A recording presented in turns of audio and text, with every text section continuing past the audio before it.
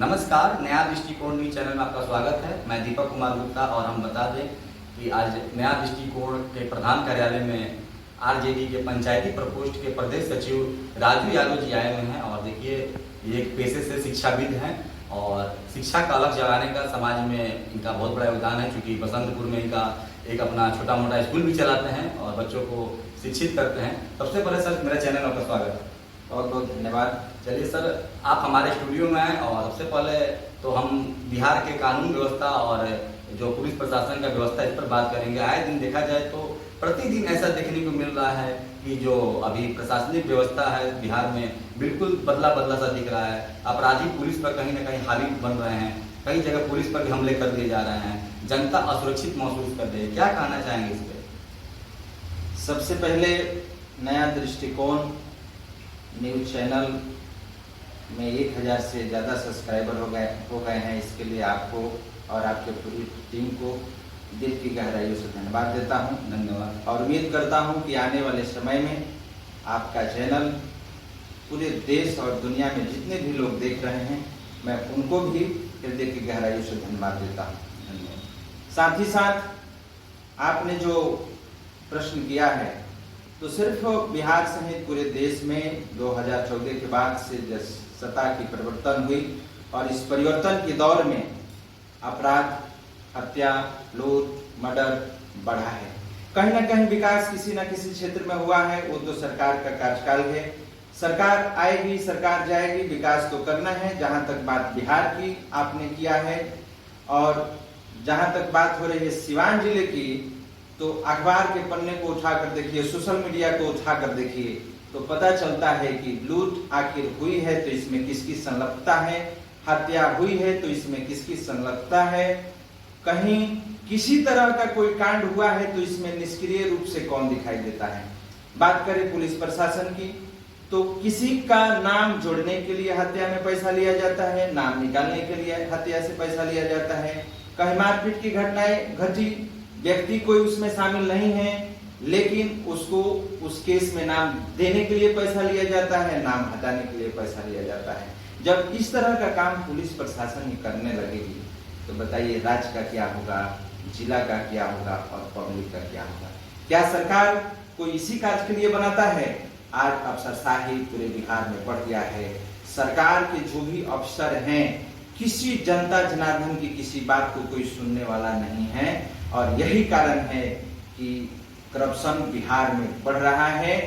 और करप्शन जब बिहार में बढ़ रहा है और जो भी व्यक्ति इसको उठा रहा है, तो उसे कहीं ना कहीं किसी ना किसी केस में निश्चित रूप से फंसा दिया जाता है और फंसाकर उसके चरित्र को खराब कर दिया जाता है।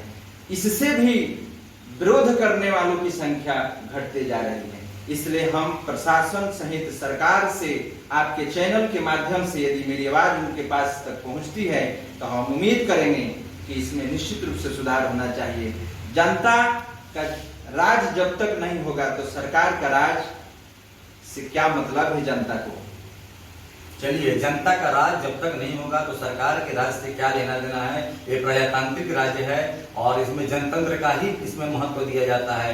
तो देखिए, जनता की राज की बात कर रहे हैं और इसमें जनता का चुने हुए प्रतिनिधि ही इसमें राज करते हैं। दूसरा चीज हम देखिए तो एक पलायन और बेरोजगारी बहुत बड़ा मुद्दा बिहार में बना हुआ है। अन्य भी राज्यों में सब मुद्दे थे, लेकिन धीरे धीरे वहां कम होते गए, चाहे हमारे पड़ोसी राज्य हो। लेकिन आखिर बिहार में ही ऐसा बार बार देखने को मिल रहा है। और देखिए तो इसमें जो मुख्य धारा में जो बड़े नेता हैं, इसमें कोई सवाल भी नहीं उठाते हैं। कई तो बड़े नेता हैं, ऐसे मंत्री है, वो बड़े शान से ही बोल देते हैं कि बिहार के मजदूर अगर बाहर ना जाए, मुंबई, दिल्ली, गुजरात, तो वहां का तो काम ही कारखाना का बंद हो जाएगा। इस पर क्या करना चाहेंगे? देखिए, सरकार इस सिस्टम में काम नहीं कर रही है। बेरोजगार जब तक व्यक्ति नहीं होगा तो अपराध कैसे बढ़ेगा? जी, बेरोजगारी होगी तो अपराध बढ़ेगा। इसलिए सरकार कल कारखाना नहीं लगवा रही है। जहां तक एजुकेशन का मामला है, इस सरकार में आपको कई गो यूनिवर्सिटी खुला, आपको भी पता होगा। ये पूरे बिहार और देश के लोगों को भी पता है। तो जब तक कल कारखाने नहीं लगेंगे, जब तक एजुकेशन के क्षेत्र में काम नहीं होगा, जब तक लोग शिक्षित नहीं होंगे, तब तक किसी तरह का विकास और विकास के बारे में चर्चा करना निश्चित रूप से गुनाह होगा। सरकार चाहे जिसका भी हो, व्यक्ति शिक्षित नहीं होगा, निश्चित रूप से अपराध बढ़ेगा। और सरकार तो किसी का भी हो, ये तो लोग चाहते हैं कि लोग बेकार हो जाएं, पढ़े नहीं, लाचार हो जाएं, तब हम राज करेंगे। ये तो इतिहास गवाह है कि लाचारे पर ना अत्याचार होता है। जब व्यक्ति लाचार नहीं होगा तो उस पर अत्याचार कैसे होगा, ये इतिहास हमको बताता है। इसलिए इस सरकार में लाचारी बढ़ा है, बेरोजगारी बढ़ा है, हत्या लूट मर्डर बढ़ा है और सरकार का अफसरशाही बढ़ा है। और यही कारण है कि पलायन दिन प्रतिदिन बढ़ते गया है। चलिए, तो पलायन बढ़ने का कारण और देखिए बेरोजगारी होने के कारण ही जो अपराध है या समाज में जितनी आपराधिक घटनाएं बढ़ रही है उसके लिए बेरोजगारी ही जिम्मेदार है।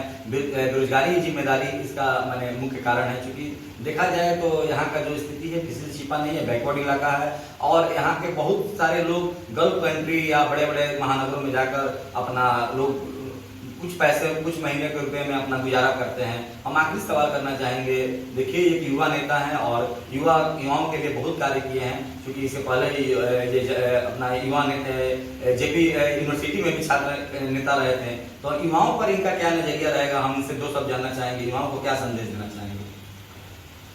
सबसे पहले युवाओं को आगे लाने के लिए सरकार घोषणा करती है, लेकिन जब युवा की बात होती है सब लोग पीछे भाग जाते हैं। सरकार बनाने के लिए युवाओं को ठगा जाता है। यदि युवा वर्ग इस सरकार में आए, चाहे पिछले किसी सरकार में, यदि युवाओं की भूमिका अहम होगी तो निश्चित रूप से बदलाव होगी और युवा ही देश को चलाते हैं। लेकिन युवाओं को राजनीति करने वाले, चाहे कोई राज्य का किसी पार्टी का नेता हो,